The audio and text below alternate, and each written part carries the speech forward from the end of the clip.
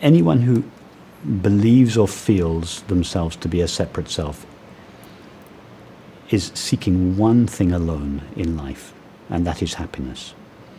The reason, in relation to relationships, the reason a separate self seeks relationship is not because they want the other. It's because they want to be happy. If you knew that the person that you were dating was going to bring misery to your life, would we go on dating them? No way. It's not the person that we want, or the activity, or the substance. It's the happiness that we believe will be derived from them.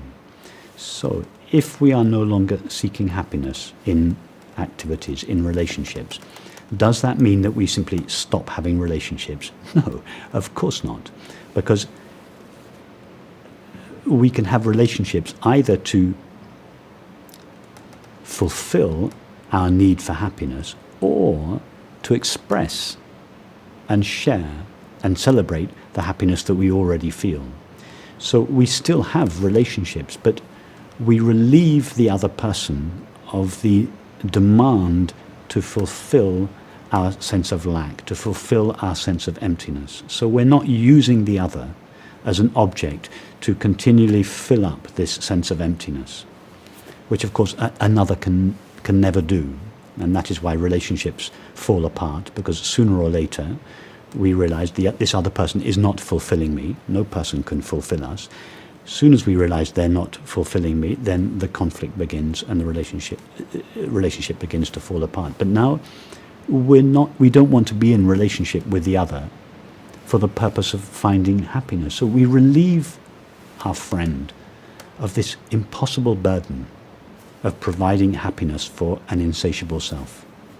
So that attitude gives our relationship the best possibility of being truly intimate, truly loving, open, undemanding, and an expression of our shared being.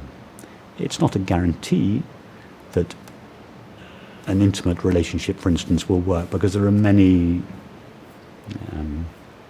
elements that go into the make of an intimate relationship, but this is the most essential part, the recognition that the other is not there to provide love for us or happiness for us. So that's just one example of how it has a profound effect on relationship with our neighbors, with our children, with our parents, but particularly intimate relationships. It is, I would go further and say that it was the prerequisite for true intimacy. That as long as we consider ourselves to be separate entities, trying to derive happiness from one another, that position and true intimacy are mutually exclusive. There cannot be true intimacy if we are demanding the other to fill up our sense of need or lack or want. And isn't true intimacy what everybody wants? Isn't that why we have relationships? Because we all have this deep intuition of real intimacy. That's what we're looking for in a relationship. It's like this, we all know deeply at some level the potential of a relationship. And over and over and over again, we find that our relationships are spoiled by our projecting our needs and our fears onto the other person.